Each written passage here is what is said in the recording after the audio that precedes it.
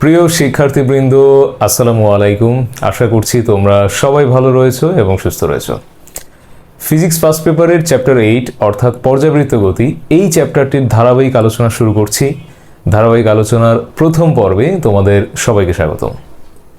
আশা করছি ক্লাসের শুরু থেকে শেষ পর্যন্ত তোমরা প্রত্যেকে খুব মনোযোগ সহকারে দেখবা এবং ভালো করে বোঝার চেষ্টা করবা, অ্যাজ ওয়েল অ্যাজ তোমার যে প্রয়োজনীয় নোটস, এই নোটসটা তুমি অবশ্যই নিয়ে নিবা, খাতায় সুন্দর করে তুলে ফেলবা এবং ক্লাসের শুরু থেকে শেষ পর্যন্ত ধারাবাহিকতার সাথে মনোযোগ সহকারে দেখবা।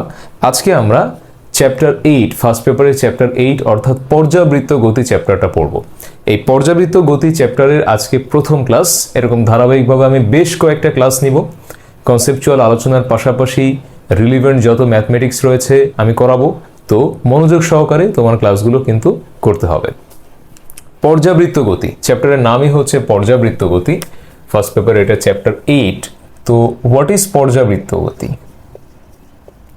বা তুমি বলতে পারো পিরিয়ডিক মোশন। হ্যাঁ, পিরিয়ডিক মোশন। দেখো, পর্যাবৃত্ত গতির ডেফিনিশনটা হচ্ছে যে যদি কোনো বস্তুকণা একটা নির্দিষ্ট বিন্দুকে নির্দিষ্ট সময় পরপর একই দিক থেকে অতিক্রম করে যায়, একটা নির্দিষ্ট বিন্দুকে একই সময় পরপর একই দিক থেকে যদি অতিক্রম করে, তাহলে বস্তুকণার এই ধরনের গতিকে বলা হয় পর্যাবৃত্ত গতি। এক্ষেত্রে বস্তুর আকৃতি যে কোনো কিছু হতে পারে, সেটা হতে পারে বৃত্তাকার, সেটা হতে পারে উপবৃত্তাকার। আমি ছবি আঁকছি, দেখো, সেটা হতে পারে বৃত্তাকার, হতে পারে উপবৃত্তাকার, হতে পারে বর্গাকার, হ্যাঁ, হতে পারে সমবাহু ত্রিভুজাকার, হতে পারে সরল রৈখিক। সেটা যে কোনো আকৃতিরই কিন্তু হতে পারে। কিন্তু ইম্পর্টেন্ট বিষয় কোনটা?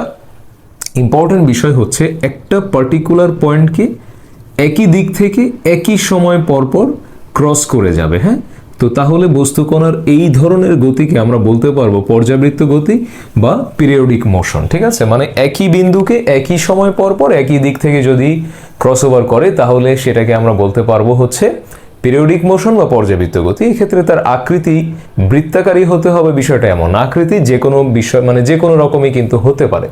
কিন্তু ইম্পর্টেন্ট ইজ যে সে একই বিন্দুকে একই সময় পরপর একই দিক থেকে রোটেট করে যাবে, তাহলে আমরা সেটাকে বলবো হচ্ছে পর্যাবৃত্ত গতি। খেয়াল করাটা খুব ইম্পর্টেন্ট। আমাদের স্টুডেন্টরা অনেক কিছু পড়ে, অনেক কিছু লেখে, অনেক লেকচার শোনে, অনেক কিছু দেখে, কিন্তু আসলে খেয়াল কম করে, মনোযোগ কম করে। তার মানে এক কান দিয়ে ঢুকে আরেক কান দিয়ে বের হয়ে যায়। বিষয়টা কিন্তু অনেকটা এরকম। কিন্তু তুমি যত কিছুই পড়ো না কেন, যত লেকচার শোনো না কেন, যত কিছু দেখো, পড়ো, যাই করো না কেন, যদি তোমার মনোযোগ একদম পারফেক্ট না থাকে, তাহলে এত পড়াশোনা, এত দেখা, এত জানার কিন্তু কোনো মানে নেই। তুমি যদি মনে না রাখতে পারো, যদি তুমি বুঝে মনে না রাখতে পারো, তাহলে পরবর্তীতে ওইটার কিন্তু কোনো ইউজ নাই। এই জন্য তুমি একটু কম পড়ো কম্পারেটিভলি, বাট বুঝে পড়ো এবং মনে রাখো, সেটাকে আমি সাপোর্ট করি। অনেক কিছু পড়ে কিছুই মনে নাই, সেটাকে আমি সাপোর্ট করি না। আমি সাপোর্ট করি তুমি একটু কম পড়ো, একটু কম জানো, কিন্তু যতটুকু তুমি জানলে বা শুনলে বা দেখলে, সেটা তুমি পারফেক্টলি মনে রাখতে পারলে এবং পরবর্তীতে এক্সামে ওটা ডেলিভারি করতে পারলে, বা কেউ তোমাকে যদি জিজ্ঞেস করে তুমি বলতে পারলে, বুঝিয়ে বলতে পারলে। That's it. এইটাই হচ্ছে কাজের কাজ। কম জানো বাট পারফেক্টলি জানো, পুরোটা জানো। অনেক বেশি জানতে গিয়ে কিছুই মনে নেই, এমন যাতে না হয়। ঠিক আছে, ওকে। তো এটা গেল পর্যাবৃত্ত গতি। দেন এই পর্যাবৃত্ত গতির যদি তুমি ক্লাসিফিকেশনে আসো, পর্যাবৃত্ত গতি কয় রকমের, এটা যদি কথা হয় ক্লাসিফিকেশন, তাহলে অবশ্যই আমরা বলবো এটা কিন্তু দুই প্রকারের। দুই প্রকারের কি কি? একটা হচ্ছে তোমার স্থানিক পর্যাবৃত্তি। স্থানিক পর্যাবৃত্তির ইংরেজি টার্ম হচ্ছে স্পার্শিয়াল পিরিয়ডিসিটি। স্পার্শিয়াল পিরিয়ডিসিটি মিনস হচ্ছে স্থানিক পর্যাবৃত্তি, মানে হলো যে স্থান রিলেটেড যে পর্যাবৃত্তি, স্থান রিলেটেড। ধরো তোমার বাসার চারপাশে, তোমার যে বিল্ডিং, সেই বিল্ডিং এর চারপাশে তুমি একই সময় পরপর একই দিক থেকে তুমি রোটেশন করে আসতেছো। যে কোনো একটা শেপ তুমি অবলম্বন করলে, কিন্তু তুমি একই সময় পরপর একটা গাছকে একটা জায়গায় বা একটা মাঠে দাঁড়িয়ে, হ্যাঁ, তুমি চারপাশ থেকে একই সময় পরপর একই দিক থেকে রোটেশন করছো। মানে স্থানের সাথে রিলেটেড আছে, যে জায়গাটা আমরা দেখতে পাচ্ছি, খালি চোখে দেখতে পাচ্ছি যে তুমি রোটেশন করছো, একটা জায়গাকে কেন্দ্র করে তুমি ঘুরছো, ওটাই স্থানিক পর্যাবৃত্তি। আর যেটা তুমি চোখে দেখতে পাচ্ছ না, যেটা তুমি শুধু অনুভব করছো, বা এটাকে বলে হচ্ছে কালিক পর্যাবৃত্তি, যেটাকে ইংলিশে বলে হচ্ছে টেম্পোরাল পিরিয়ডিসিটি। মানে স্থান রিলেটেড যেটা সেটা হচ্ছে স্পাশিয়াল পিরিয়ডিসিটি, আর সময় সংক্রান্ত যে পর্যাবৃত্তি, সময় সংক্রান্ত টাইম রিলেটেড যে পর্যাবৃত্তি, ওটাকে বলে হচ্ছে টেম্পোরাল পিরিয়ডিসিটি। উইচ মিনস ধরো 7 দিন পর পর ফ্রাইডে আসে, কোনো ব্যত্যয় ঘটছে না, প্রত্যেক 7 দিন পর পর ফ্রাইডে হয়, এটা কিন্তু আমরা হাতে ধরতে পারি না, দেখতে পারি না, কিন্তু আমরা বুঝতে পারি যে প্রত্যেক 7 দিন পর পর ফ্রাইডে ঘুরে আসতেছে, আমরা অ্যাকর্ডিং দ্যাট আমরা কিন্তু কাজকর্ম করি। ফ্রাইডে আসলে আমরা জুম্মার নামাজ পড়ি, বিষয়টা এরকম, ঠিক আছে? প্রত্যেক ফ্রাইডেতে আমরা জুম্মার নামাজ পড়তেছি। সো এই যে বিষয়টা, এটাকে বলা হচ্ছে টেম্পোরাল পিরিয়ডিসিটি, মানে টাইম রিলেটেড যে বিষয়টা, প্রত্যেক 7 দিন পর পর সপ্তাহ আসে, তারপরে তুমি বলতে পারো যে 24 ঘন্টা পর পর এক একটা নতুন দিনের সূচনা হয়, তাই না? 30 দিন পর পর মাস হয়, আমরা যদি ধরি ইন জেনারেল 365 দিন পর পর বছর হয়। তো এইভাবে বিষয়টা, এগুলাকে বলে হচ্ছে টেম্পোরাল পিরিয়ডিসিটি বা কালিক পর্যাবৃত্তি। আচ্ছা, একদম বেসিক টার্মসগুলো আগে আলোচনা করব। প্রথমে চ্যাপ্টার ধরেই কিন্তু আসলে প্রথমে তুমি চ্যাপ্টারটা ধরেই কিন্তু আগে আসলে অঙ্কে ঢুকতে পারবা না, বা চ্যাপ্টার ধরেই তোমার ইকুয়েশন মুখস্থ করে অঙ্ক করতে হবে না। চ্যাপ্টারটা ধরে আগে চ্যাপ্টারটার নাম কি আছে সেটা দেখো।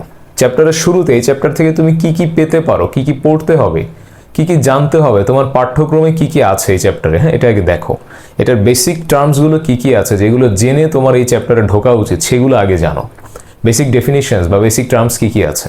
চ্যাপ্টার ধরেই তোমার সূত্র মুখস্থ করে অঙ্ক করতে বসার দরকার নেই, হ্যাঁ, অত বেশি জ্ঞানী হওয়ার দরকার নেই। আগে চ্যাপ্টারটা কি বলেছে, চ্যাপ্টারের মূল মন্ত্র কি, কি শেখাবে আমাদের, এখান থেকে আমরা কি কি পাবো, কি কি বেসিক এলিমেন্টস আছে, আগে এগুলো দেখো, বোঝো, পড়ো, হ্যাঁ। সেইভাবেই কিন্তু আমি কাজগুলো করে থাকি আমার ক্লাসে, অনলাইন অফলাইন যেখানেই হোক, যেখানেই তুমি আমাকে দেখছো, আমার কাজ কিন্তু এটাই, যে আগে বেসিকগুলো সম্পর্কে ডিসকাশন করা। এখানে আমি সেই কাজটাই কিন্তু করছি, এবং এটা তোমারও করা উচিত। বেসিক নিয়ে আগে ওয়ার্ক করো, বেসিকটা আগে ক্লিয়ার করো, দেন তুমি সূত্র দেখো, ফর্মুলাস দেখো, তুমি প্রমাণ দেখো, ডেরিভেশন দেখো, অঙ্ক করো, অ্যাডমিশনের অঙ্ক করো, বোর্ডের অঙ্ক করো, সব কিছুই হবে, কিন্তু আগে বেসিকটাকে ক্লিয়ার করো। দেখো, এরপরে যেটা চলে আসে সেটার নাম হচ্ছে পর্যাবৃত্ত গতির আরেকটা ফরমেশন, সেটার নাম হচ্ছে স্পন্দন গতি, বা এটাকে বলতে পারো হারমোনিক মোশন। হারমোনিক মোশনটা হচ্ছে যদি কোনো পর্যাবৃত্ত গতিসম্পন্ন বস্তু তার পর্যায়কালের অর্ধেক সময় যেদিকে যায়, বাকি অর্ধেক সময় যদি ঠিক বিপরীত দিকে মানে 180 ডিগ্রি কোণে গমন করে, তাহলে এই বস্তুকে বলে হচ্ছে, মানে এই যে গতিটা, এটাকে বলে হচ্ছে স্পন্দন গতি।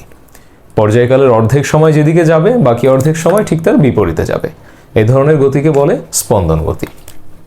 এই যে ধরো এখান থেকে যাচ্ছে, গেল, আবার আসলো, আবার এদিকে গেল, আবার আসলো, তো যাচ্ছে, এটি হচ্ছে হাফ টাইম, এই পর্যন্ত গেল, ফিরে আসলো, আবার এদিকে গেল, এখানে তার পর্যায়কালের হাফ টাইম শেষ করে আসতেছে, আবার আসলো, আবার একই দিক থেকে ওই পার্টিকুলার পয়েন্টকে কিন্তু সে ক্রস করতেছে, তাই না? আবার যাচ্ছে, আবার একই সময় পর পর এখানে এসে সে ক্রস করছে, বারবার সে একটা বিন্দুকে একই দিক থেকে বারবার কিন্তু ক্রস করতেছে, এই শর্ত কিন্তু ফুলফিল হয়ে যাচ্ছে। তো এই শেপটা, মানে এরকম দ্রুত চলাচলতির কারণে এটাকে দেখতে অনেকটা স্ট্রেট লাইনের মতো মনে হচ্ছে, এই জন্য এটাকে অনেক সময় স্পন্দন গতির পাশাপাশি এটাকে তুমি সরল রৈখিক পর্যাবৃত্তি, হ্যাঁ, সরল রৈখিক পর্যাবৃত্তি, যে তুমি দেখেছিলে যে অনেকগুলা ক্লাসিফিকেশনের মধ্যে সরল রৈখিকও কিন্তু একটা শেপ ছিল, তো ওটাই মূলত হচ্ছে স্পন্দন গতি বা হারমোনিক মোশন। এটার পাশাপাশি তুমি এই যে এভাবে দেখো, হাফ টাইম যেদিকে যাচ্ছে, ফিরে এসে বাকি হাফ টাইম এদিকে যাচ্ছে, এই যে মোশনটা, রাইট, এই যে মোশনটা, এই মোশনটাই হচ্ছে আসলে হারমোনিক মোশন বা স্পন্দন গতি। তো দুইটাই হতে পারে। এই যে বারবার আপ ডাউন করতে থাকলে এটাকে দেখতে তোমার একটা স্ট্রেট লাইনের মতো মনে হবে, এখানেও তাই একটা স্ট্রেট লাইনের মতো মনে হবে। এই জন্য স্পন্দন গতির অন্য নাম হচ্ছে সরল রৈখিক পর্যাবৃত্তি, এটা হতে পারে। আচ্ছা, তাহলে আমরা পর্যাবৃত্ত গতি পড়লাম, স্পন্দন গতি পড়লাম, একদম বেসিক টার্মসগুলো আগে আলোচনা করতেছি, এগুলো খুব মনোযোগ সহকারে শুনবা, বোঝার চেষ্টা করবা, ছবিগুলো ম্যান্ডেটরি খাতায় আঁকায় রাখবা। দেন এটার পরবর্তী সিকোয়েন্সিয়ালি যেটা আসবে সেটা হচ্ছে সরল ছন্দিত স্পন্দন গতি, যেটা দিয়ে আসলে এই চ্যাপ্টারটা তৈরি হয়েছে, যেটার ইংরেজি টার্ম হচ্ছে সিম্পল হারমোনিক মোশন, হ্যাঁ, সংক্ষেপে SHM, সিম্পল হারমোনিক মোশন, সংক্ষেপে এটাকে বলা হবে SHM। তো এসএইচএম এর বৈশিষ্ট্যগুলা কি সেগুলো আগে তুমি দেখো। এই এসএইচএম গতিসম্পন্ন বস্তুগুলা মানে এসএইচএম গতিটা অবশ্যই সেটা একটা পর্যাবৃত্ত গতি, অবশ্যই সেটা স্পন্দন গতি, মানে পর্যাবৃত্ত গতি তো বটেই, আবার স্পন্দন গতি, আবার অবশ্যই সেটা একটা সরল রৈখিক গতি। মানে তিনটা শর্ত সে কমপ্লাই করতেছে। অবশ্যই সে পর্যাবৃত্ত, অবশ্যই সে স্পন্দন গতি, অবশ্যই সে সরল রৈখিক গতি। 4 নম্বর বৈশিষ্ট্যটা হচ্ছে, বৈশিষ্ট্যগুলো লিখবা, একে লিখবা এটি পর্যাবৃত্ত গতি, 2 এটি স্পন্দন গতি, 3 এটি সরল রৈখিক গতি, 4 লিখবা সরণ ত্বরণের সমানুপাতিক তবে বিপরীতমুখী। সরণ ত্বরণের সমানুপাতিক তবে বিপরীতমুখী। লিখি আমি একটু 4 নম্বরটা, সরণ ত্বরণের সমানুপাতিক তবে বিপরীতমুখী, মানে এ সমানুপাতিক -x, আর ত্বরণ সর্বদা সাম্যাবস্থান অভিমুখী। সাম্যাবস্থান অভিমুখী। ওকে, এই দুইটা নিয়ে আমি একটু কথা বলবো, বাকি 3টা পয়েন্ট নিয়ে কথা বলার কিছু নেই। সরণ ত্বরণের সমানুপাতিক কিন্তু বিপরীতমুখী, এটা কেন বলা হচ্ছে? কারণ এসএইচএম বস্তুর সবচেয়ে বড় এক্সাম্পল হচ্ছে একটা সরল দোলক, সরল ছন্দিত গতি, ওই নাম থেকেই মূলত আসছে সরল দোলক, এবং স্প্রিং। এই গোটা চ্যাপ্টারটাই হচ্ছে এই দুইটা নিয়েই বেসিক্যালি আলোচনা, স্প্রিং এবং সরল দোলক। তো এখানে যেটা ঘটে, তুমি এইটা নিঃসন্দেহে এটা তোমার সাম্যাবস্থান, তুমি এটা জানো, এটা স্থির অবস্থান বা মধ্যাবস্থান বলে অনেকে। তো সাম্যাবস্থান থেকে আমি এই যে ববটা এটাকে পুশ করে এদিকে নিয়ে যাচ্ছি, ধরো এদিকে নিয়ে যাচ্ছি। তো তুমি নিজে ভেবে দেখো, আমি এদিকে নিয়ে যাচ্ছি মানে আমার সরণটা আমি এদিকে ঘটাচ্ছি, ফাইন, আমি সরণ এদিকে ঘটাচ্ছি। কিন্তু যদি আমি এই পজিশন থেকে ছেড়ে দিই, যেখান থেকে ছেড়ে দিব, যে পর্যন্ত টেনে নিয়ে ছেড়ে দিব, ওটাকে বলে হচ্ছে বিস্তার বিন্দু। যার বেশি আমি আর নিব না, যে পর্যন্ত টেনে নিয়ে আমি তাকে ছেড়ে দিব, ওটাকে বলে বিস্তার বিন্দু। তো ওখান থেকে যখন আমি এটাকে ছেড়ে দিব, দেখবা অবশ্যই সে চলে আসবে কোন দিকে? এই দিকে, সাম্যাবস্থানের দিকে। সে কিন্তু ওখানে থাকবে না। সিমিলারলি যে কোনো বস্তুকে আমরা যখন এভাবে ধরে উপরে ছুঁড়ে মারি, কি হয়? বস্তু উপরে ভেসে থাকে না, বস্তু কিন্তু নিচে চলে আসে। কেন? গ্র্যাভিটির কারণে, ওজনের কারণে। পৃথিবীর সেন্টার তাকে টানতে থাকে, এই জন্য সে অভিকর্ষের টানে নিচে চলে আসে, মাধ্যাকর্ষণের টানে, যেটাই বলো। তো এখানেও কিন্তু তাই। এই ববটাকে আমি যেদিকেই সরাই, ডানে সরাই বা বামে সরাই, যে কোনো জায়গাতে সরাই না কেন, ছেড়ে দেওয়া মাত্রই কিন্তু ও সাম্যাবস্থানে চলে আসে। তার মানে সাম্যাবস্থান অবশ্যই তাকে টানতে থাকে। তো একটা বলে টানতে থাকে, তো যেখানে বল আছে সেখানে ত্বরণও আছে। এই জন্য আমরা বলেছি যে এটার যে ত্বরণ, তুমি যেদিকেই সরাও না কেন, ত্বরণটা সবসময় সাম্যাবস্থানের দিকে কাজ করতে থাকে। তো আমি যেহেতু ওদিকে সরাচ্ছি, কিন্তু ত্বরণ তো আমার সাম্যাবস্থানের দিকেই হচ্ছে, তাহলে কি হলো? বিপরীতমুখী হলো না? That's it. এই জন্যই বলে যে এসএইচএম সম্পন্ন বস্তুর একটা বল সবসময় তাকে সাম্যাবস্থানের দিকে টানতে থাকে। এটার পরিচয় আমি দিচ্ছি, ওয়েট করো। একটা বল সবসময় তাকে সাম্যাবস্থানের দিকে টানতে থাকে, অ্যাজ ওয়েল অ্যাজ সাম্যাবস্থানের দিকেই কিন্তু আসলে তার ত্বরণটা কাজ করে। এবং সরণ যেদিকেই হোক না কেন, ত্বরণ অবভিয়াসলি সাম্যাবস্থানের দিকে হয়। দ্যাটস ওয়াই বলেছে সরণ ত্বরণের সমানুপাতিক, কিন্তু সেটা বিপরীতমুখী। ধরো আমি এদিকে সরাচ্ছি, কিন্তু ত্বরণ তো সাম্যাবস্থানের দিকে, তার মানে বিপরীতমুখী। এই জন্য বলেছে এ সমানুপাতিক -x, আর ত্বরণ সবসময় সাম্যাবস্থানের দিকে কাজ করছে। এই জন্য তো বৈশিষ্ট্যগুলো খুব ভালো করে বুঝতে হবে। ইকুয়েশনস আসবে, অঙ্ক আসবে, সবই ঠিক আছে, কিন্তু এই যে বৈশিষ্ট্যগুলো বুঝে বুঝে পড়া, হ্যাঁ, বইটা সুন্দর মতো পড়া।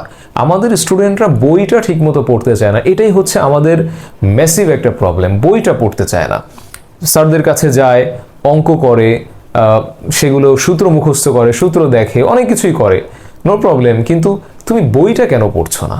তুমি কি জানো না যে বই পড়ার গুরুত্বটা কতটা? হ্যাঁ, বইটা একটা স্টুডেন্টের সাথে যদি মেইন বইয়ের সম্পর্কের মধ্যে একটা দূরত্ব তৈরি হয়ে যায়, তাহলে কিন্তু স্টুডেন্টের রেজাল্ট অবশ্যই খারাপ আসতে শুরু করবে। তো তোমার মেইনলি কনসেপ্ট বুঝতে হলে, পড়া বুঝতে হলে, জানতে হলে বই তোমাকে পড়তে হবে। বইয়ের সাথে একটা আত্মার সম্পর্ক তোমার তৈরি করতে হবে। যখনই সময় পাও বই নিয়ে বসে যাও, যে সাবজেক্ট হোক, যে সাবজেক্ট হোক, তুমি বই নিয়ে বসে যাও। বইয়ের ভেতরে আনাচে কানাচে কোথায় কি আছে A to Z লেখা আছে, একটু পড়ো না, একটু নিজে পড়ো না, কারো হেল্প দরকার নেই। তুমি একটু নিজে একটু বসে বইটা পড়ে দেখো না, বইতে কি আছে, বাংলাতেই তো লেখা আছে। বই পড়ো, বইটা পড়ো, তাহলে অনেক কিছু জানতে পারবা। টিচারদের লেকচার তো শুনতেই হবে, অ্যাজ ওয়েল অ্যাজ নিজে থেকে নিজের গরজে একটু বইটা পড়বা। ওকে, পর্যাবৃত্ত গেল, স্পন্দন গেল, সরল ছন্দিত স্পন্দন। এবার যে বলটার কথা আমি বলছিলাম, একটু আগে বলছিলাম যে এই ববটার একটা বল কাজ করে সাম্যাবস্থানের দিকে, ওই বলটার পরিচয় আমি দিচ্ছি। ওই বলটার নাম হচ্ছে প্রত্যয়নী বল, ইংলিশে বলে এটাকে রিস্টোরিং ফোর্স। আজকে যেহেতু এটার প্রথম ক্লাস, আমরা একদম বেসিক এলিমেন্টসগুলো নিয়ে আগে কথা বলবো, তারপর আস্তে আস্তে আমরা সামনের দিকে অগ্রসর হব। দেখো, একটা স্প্রিং হোক বা একটা সরল দোলক হোক, যখন একটা নির্দিষ্ট পয়েন্ট পর্যন্ত আমি টেনে ছেড়ে দিই, ছেড়ে দেওয়ার পর ও কিন্তু ওখানে বসে থাকে না, ও তার সাম্যাবস্থানের দিকে কিন্তু চলে আসতে চায়। তো তাহলে তোমাকে এভাবে বলতে হবে যে সরল ছন্দিত গতিসম্পন্ন কোনো বস্তুকে বাহ্যিক বল প্রয়োগের মাধ্যমে আমরা যখন সাম্যাবস্থান থেকে সরাবো, সংকোচন ঘটাবো বা প্রসারণ ঘটাবো, বাহ্যিক বল অপসারণ করলে বস্তুর ভেতর থেকে একটা বলের উদ্ভব হয়, যেই বলটা তাকে আবারও সাম্যাবস্থায় ফিরিয়ে আনতে চায়। হ্যাঁ, সুন্দর করে লিখে নিবা, আবারও তাকে সাম্যাবস্থায় ফিরিয়ে আনতে চায়।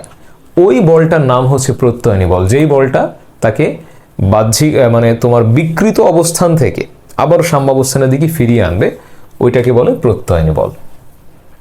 তো যেহেতু আমরা দেখেছি যে a সমানুপাতিক -x, তো অ্যাজ উই নো যে f ইকুয়ালস টু ma, তাহলে f এর সাথে a এর কি সম্পর্ক? সমানুপাতিক অবশ্যই। আবার a সমানুপাতিক -x হয়, তাহলে আলটিমেটলি f সমানুপাতিক a সমানুপাতিক -x না? তো এইখান থেকে আমরা বলতে পারি f সমানুপাতিক -x, অতএব f ইকুয়ালস টু -kx।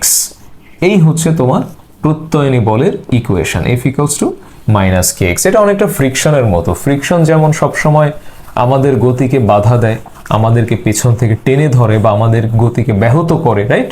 তো প্রত্যয়নী বলটাও তাই।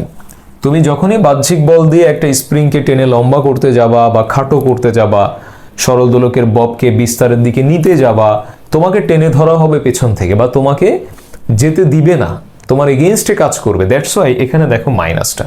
ফ্রিকশনের প্রপার্টি কিন্তু সেম, ফ্রিকশন সবসময় আমাদের গতির বিরুদ্ধে কাজ করে। প্রত্যয়নী বলও তাই, প্রত্যয়নী বল সবসময় তোমার এগেইনস্টে মানে তোমার বাহ্যিক বলের এগেইনস্টে কাজ করে, এই জন্য সামনে কিন্তু মাইনাস আছে।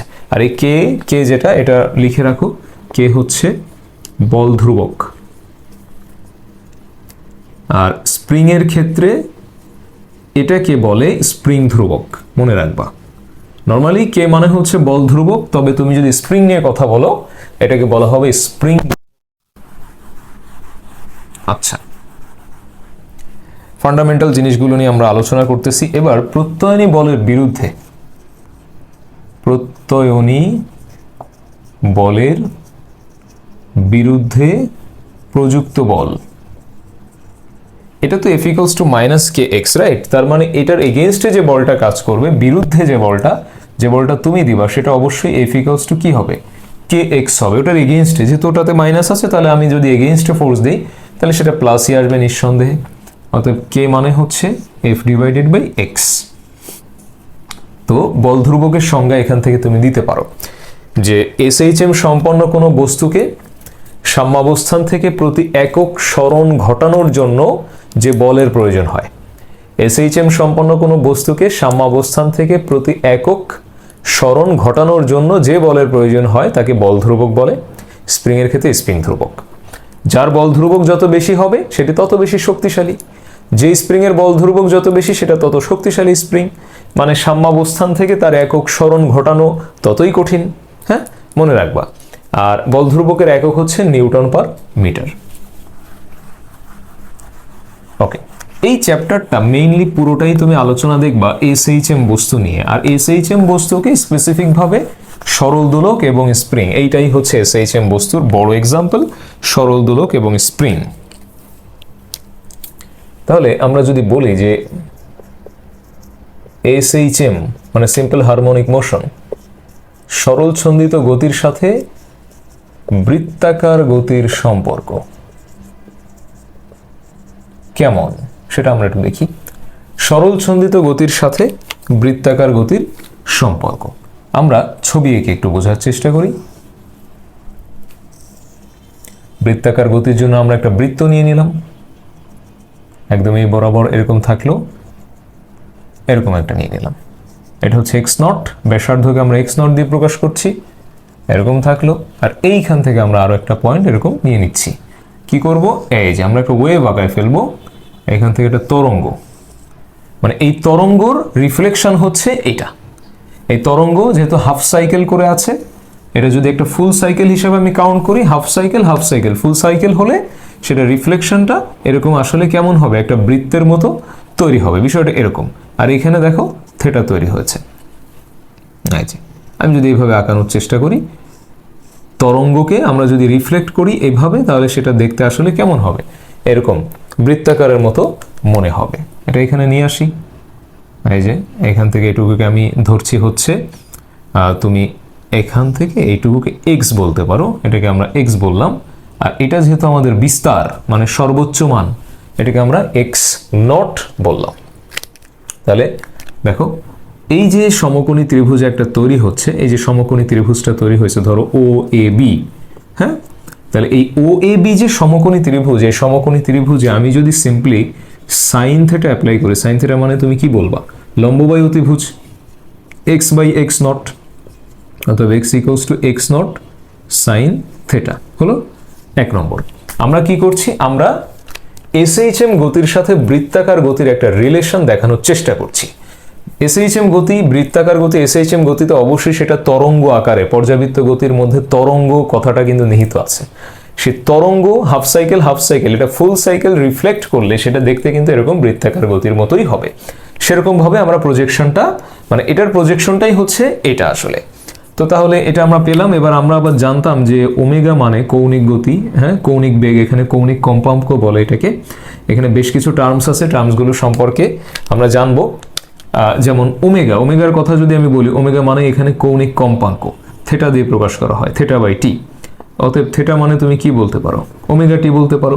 তো 1 নম্বর ইকুয়েশনে যদি আমরা এটাকে বসাই, তাহলে কি দাঁড়াবে, x equals to x not sine omega t. Okay, এখন এই যে বিস্তার এক্স নট, এই বিস্তারকে এ দিয়ে প্রকাশ করা হয়, এ ফর অ্যাম্প্লিটিউড, হ্যাঁ, এ ফর অ্যাম্প্লিটিউড। তো এক্স ইকুয়ালস টু আমরা এটা কিন্তু লিখতে পারি, লেখা যায়, x equals to A sine omega t লেখা যায়।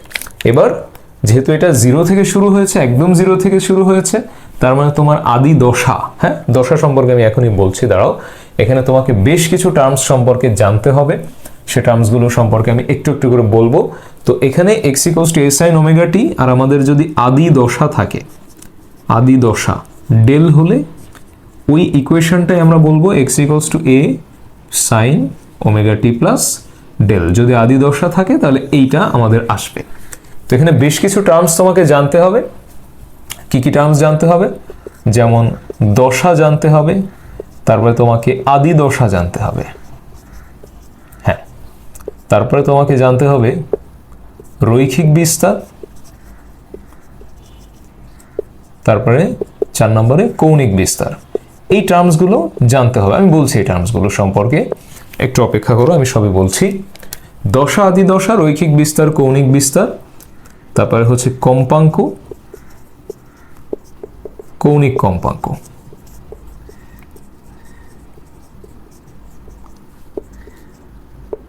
পর্যায়কাল, আর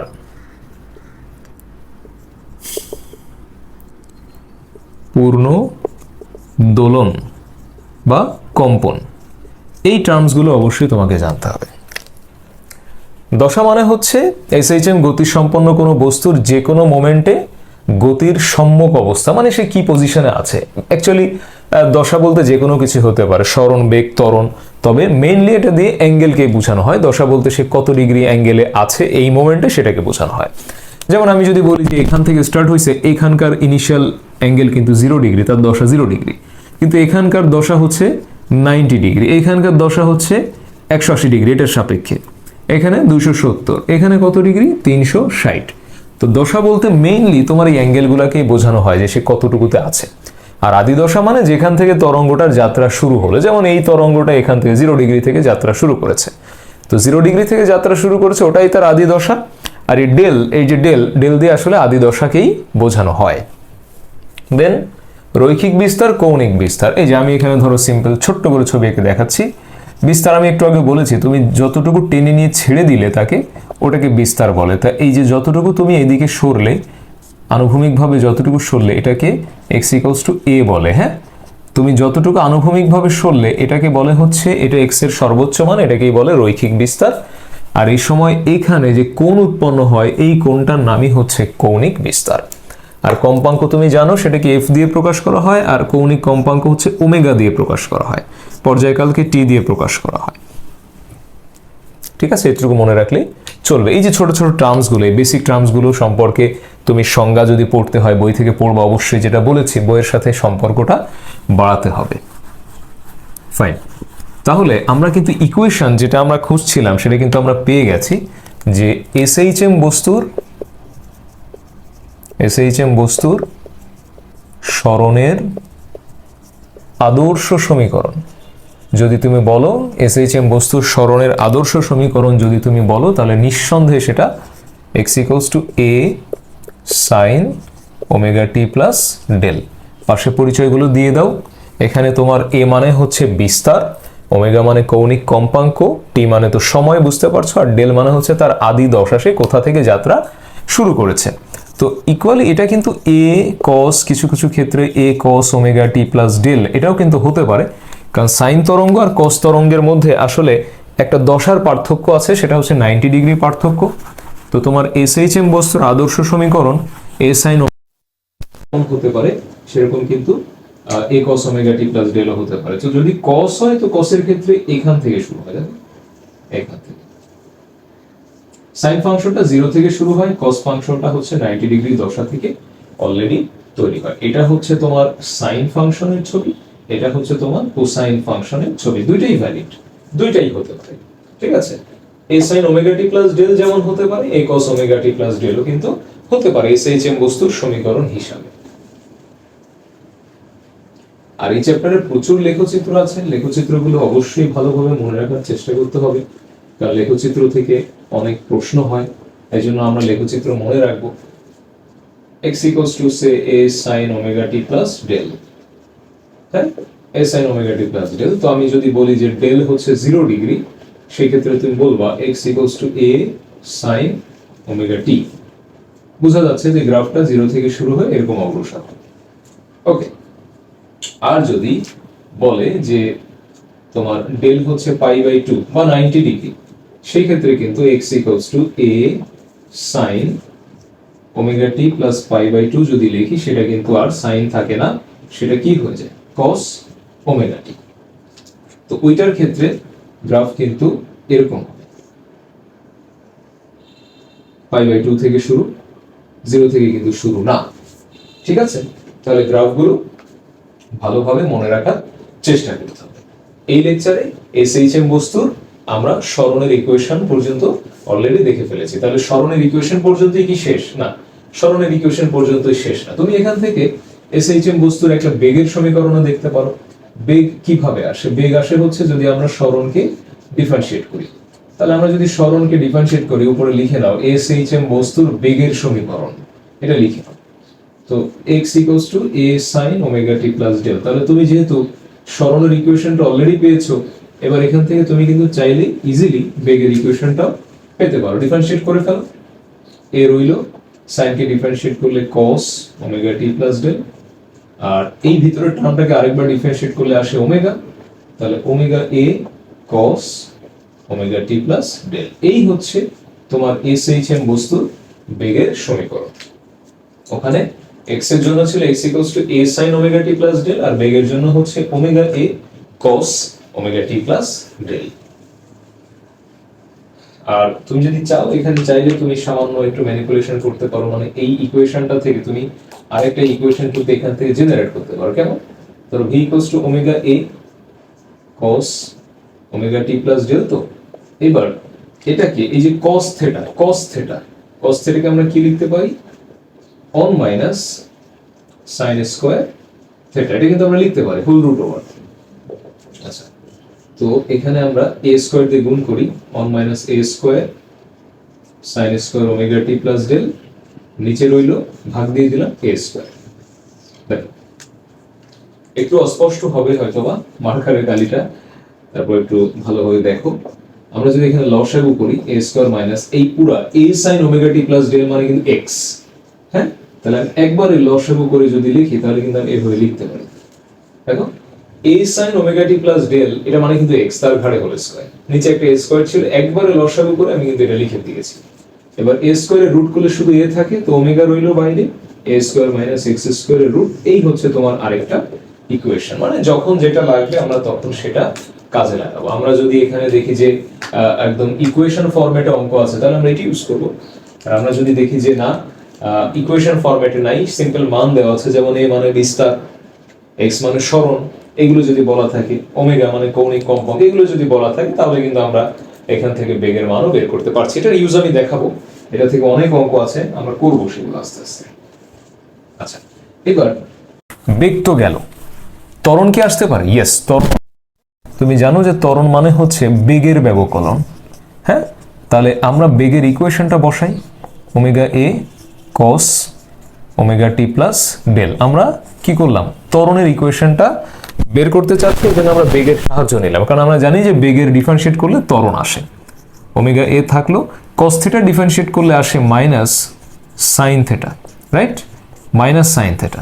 তো এই মাইনাস সাইন থিটার ভিতরের এই যে ফাংশনটা, এটাকে ডিফারেন্সিয়েট করলে আসে ওমেগা, তাহলে minus omega square A sine omega T plus del, that's it. এই হচ্ছে তোমার ত্বরণের ইকুয়েশন। কারণ তোমার কথা ছিল সরণ ত্বরণের সমানুপাতিক কিন্তু বিপরীতমুখী হবে। তো সরণ ত্বরণের সমানুপাতিক কিন্তু বিপরীতমুখী হয়েছে বিধায় এই যে মাইনাসটা কিন্তু সেটাই ইন্ডিকেট করে যে সরণ ত্বরণের সমানুপাতিক কিন্তু বিপরীতমুখী। কারণ তুমি জানো যে এইখানে এই যে minus omega square into x, কারণ এ হচ্ছে এ সাইন ওমেগা টি প্লাস ডেল, এটা মানেই আবার এক্স। হ্যাঁ, তাহলে আলটিমেটলি সেটাই কিন্তু আসলো এ সমানুপাতিক মাইনাস এক্স। আমার কৌণিক কম্পাঙ্কটা যদি আমি এখানে কি ধরি, ধ্রুবক ধরি, তাহলে এ সমানুপাতিক মাইনাস এক্স কিন্তু আমরা লিখতে পারতেছি। মানে এটা এসএইচএম বস্তুর যে শর্ত, এটা কিন্তু ফুলফিল করছে। এসএইচএম বস্তুর শর্ত আমরা পড়েছি এবং ইকুয়েশনে সেটাই আমরা দেখছি যে ত্বরণের ইকুয়েশনটা থেকে কিন্তু এ সমানুপাতিক মাইনাস এক্সই চলে আসলো, কারণ যেহেতু এটা বিপরীতমুখী ছিল। ফাইন, তাহলে আমরা এসএইচএম বস্তুর সরণের ইকুয়েশন দেখলাম, বেগের ইকুয়েশন দেখলাম, এন্ড আমরা কিন্তু ফাইনালি এখান থেকে ত্বরণের ইকুয়েশনও দেখে ফেললাম। তো একটা জিনিস আমি একটু বলে দিই, সেটা একটু মনে রাখবা। কিছু কিছু ক্ষেত্রে তোমার ইনফরমেশনগুলা মনে রাখলে যেটা হয়, এমসিকিউতে সুবিধা পাওয়া যায়। ইনফরমেশনটা হচ্ছে, যেহেতু আমরা দেখতে পাচ্ছি যে আমাদের বেগের ইকুয়েশনটা v equals to omega a square minus x square আমরা দেখতে পাচ্ছি। তো আমরা এখানে দুটো কথা বলবো। যদি আমরা সাম্যাবস্থায় থাকি, তাহলে কিন্তু আমাদের বেগের ইকুয়েশনটা আসে এ স্কোয়ার মাইনাস জিরো, তার মানে ওমেগা এ। তো এইটাই কিন্তু আসলে বেগের সর্বোচ্চ মান ভি ম্যাক্স ওমেগা এ। কারণ আমার বস্তু যখন সাম্যাবস্থায় আছে তখন এক্স এর মান জিরো, আর সাম্যাবস্থায় আমার বেগের মানটা সর্বোচ্চ, that is v max equals to omega a. এটা আমরা মনে রাখবো, এটা সাম্যাবস্থায় সর্বোচ্চ। কিন্তু আমার সাম্যাবস্থাতে আমি যদি ত্বরণের কথা চিন্তা করি, এ সমানুপাতিক minus omega square into x, এটা কিন্তু জিরো আসে।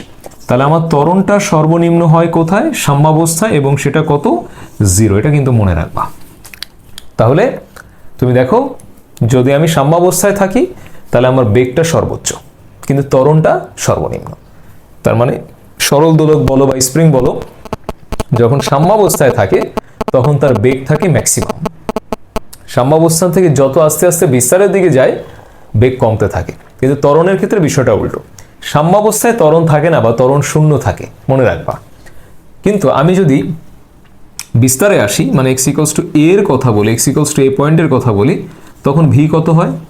দেখো, এ স্কোয়ার মাইনাস এ স্কোয়ার, এই যে এক্স এর জায়গায় এ স্কোয়ার বসালাম, এটা জিরো। তাহলে বিস্তার বিন্দুতে আমার ভি কিন্তু মিনিমাম হচ্ছে, যেটা আমাদের কত চলে আসতেছে? জিরো।